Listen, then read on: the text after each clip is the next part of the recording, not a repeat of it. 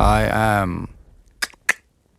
coming. Hello বন্ধুরা, আজকে আপনারা এই ভিডিওতে দেখতে যাচ্ছেন সামান্য একজন কুয়েতির ফোন কলে পুরা দেশ কিভাবে কাঁপে। সেটা জানতে হলে পুরো ভিডিওটা অবশ্যই দেখতে হবে। আর এটাও বুঝতে পেরেছেন যে আমরা আজকে কোন মুভিটি নিয়ে এক্সপ্লেনেট করতে যাচ্ছি। সেটা হচ্ছে থালাপতি বিজয়ের শেষ সিনেমা জানানায়গান মুভিটি। এই মুভিটিতে আপনারা কিছু মারাত্মক অ্যাকশন দৃশ্য এবং ক্লাইম্যাক্সে ভরা। চলুন বেশি কথা না বলে ভিডিওটা শুরু করা যাক। প্রথমে আমরা দেখতে পারি একটা গ্রাম। সেই গ্রামে আজকে সরকারি ইলেকশন চলছে।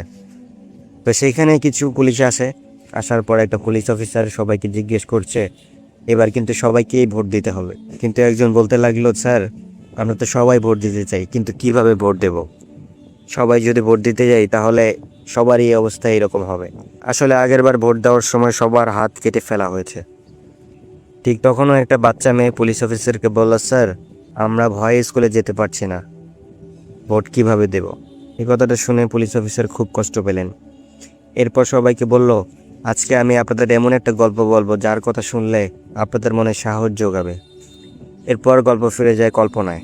সেখানে একটা বড় থানায় অনেক কুয়েতি ছিল। সেই কুয়েতের মধ্যে এক ভিআইপি কুয়েতি ছিল। সেই ভিআইপি কুয়েতিকে মারার জন্য তার রাজনৈতিক দলের কিছু নেতারা তাকে মারার জন্য কিছু গুন্ডাবান্ডা ভাড়া করে জেলে পাঠানো হয়। এই বিষয়টা থানার ওসি এবং তার কনস্টেবলরা জানতে পারে। থানার ওসি কনস্টেবলকে ফোন দিয়ে বলল, জেলে থাকা ভিআইপি কুয়েতিকে অবশ্যই বাঁচাতে হবে, তাকে যেন কেউ কিছু করতে না পারে। এরপর কনস্টেবলটা তার স্যারকে বলল, স্যার আপনি কোনো চিন্তা করবেন না, ভিআইপি কুয়েতিকে বাঁচানোর মতো ক্ষমতা একজনেরই আছে, আর সে ওই জেলখানার মধ্যেই আছে।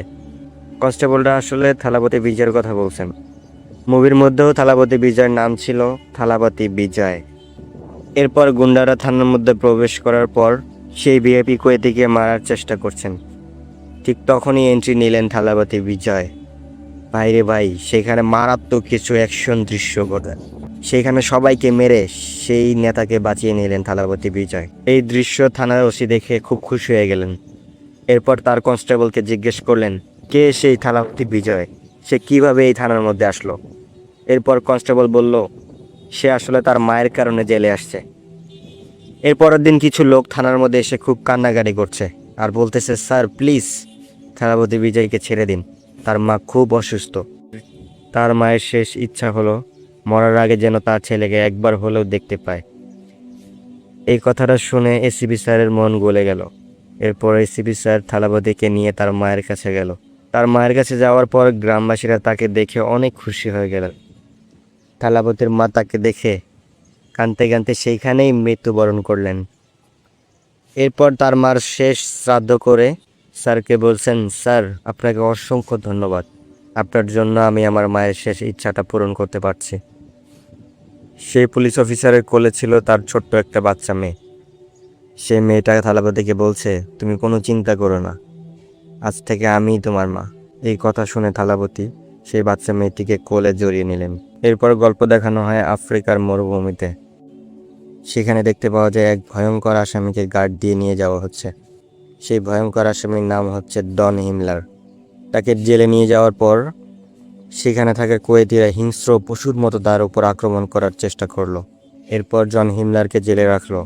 জেলে রাখার পর রাতে এক কনস্টেবল তাকে এসে বলল, কাল সকালে তোমার ফাঁসি, তোমার শেষ ইচ্ছে কি? কোনো শেষ ইচ্ছে থাকলে বলো।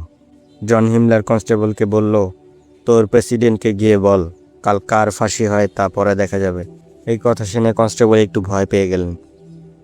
এরপর হঠাৎ এক কনস্টেবল রাতে দেখতে পেলেন কিছু সন্ত্রাসীরা আক্রমণ করার জন্য জেলখানার দিকে আসছেন। সেইখানকার প্রেসিডেন্টের বুঝতে বাকি রইল না তারা যে জন হিমলারই লোক। তখন প্রেসিডেন্ট সবাইকে প্রস্তুতি নিতে বললেন, আর এটাও বললেন জেলে থাকা সব কুয়েতিকে ছেড়ে দাও আর সবাইকে বলো যেন জন হিমলারকে মেরে ফেলে। এরপর জেলের সব কুয়েতিকে ছেড়ে দেওয়া হলো, কিন্তু কেউই জন হিমলারকে টাচ করতেও পারলেন না। জন হিমলার একের পর এক সবাইকে নির্মমভাবে হত্যা করলেন। এরপর দেখতে দেখতে সেই সন্ত্রাসীরা জেলের ভিতর প্রবেশ করলেন। করার পরও এক ভয়াবহ যুদ্ধ শুরু হয়ে গেলেন। জন হিমলারের লোক সবাইকে মেরে ফেলেন, শুধু বাকি ছিল সেইখানকার প্রেসিডেন্ট। এরপর জন হিমলার সেইখানকার প্রেসিডেন্টকে ফাঁসিতে ঝুলিয়ে দিলেন।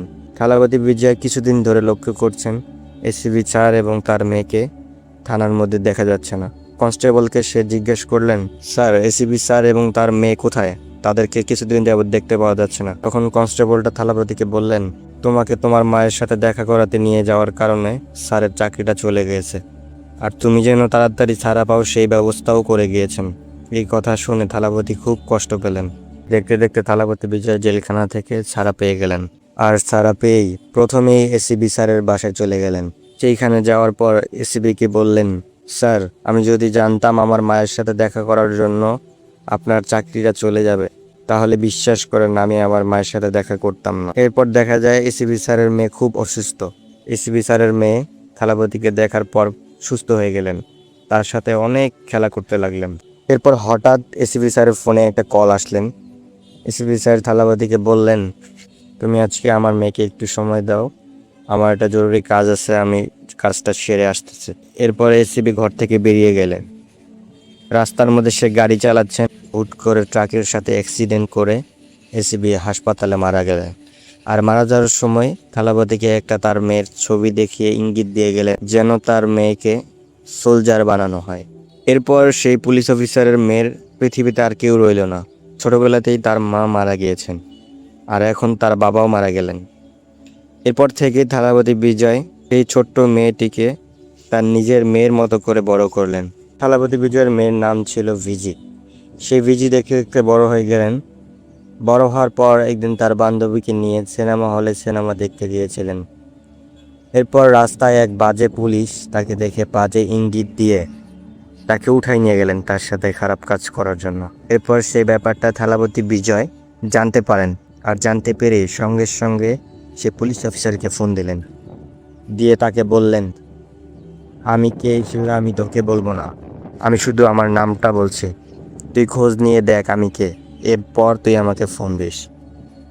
সেই খারাপ পুলিশ অফিসারটা একটু ভয় পেয়ে গেলেন। এরপর একটা রিটায়ার্ড অফিসারকে ফোন দিয়ে বললেন, থালাপতি আসলে কে, আমাকে একটু জেনে জানান।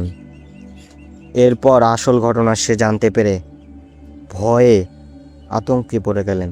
এরপর তাড়াতাড়ি করে বিজিকে তার বাবার কাছে পৌঁছে দিলেন, আর থালাপতির পা ধরে ক্ষমা চাইলেন। একজন পুলিশ অফিসার সামান্য কৈতির কথা শুনে ভয় পেয়ে গেছেন। তাহলে ভাই বুঝুন এই ছবিতে কীরকম ক্লাইম্যাক্স আছে। থালাপতি আসলে কে সেটা যদি জানতে চান তাহলে অবশ্যই আমার নেক্সট ভিডিও দেখতে হবে। আর নেক্সট ভিডিও দেখার জন্য অবশ্যই চ্যানেলটা সাবস্ক্রাইব করে রাখুন। নেক্সট ভিডিও আসার সাথে সাথে যেন আপনার ফোনে পৌঁছে যায়।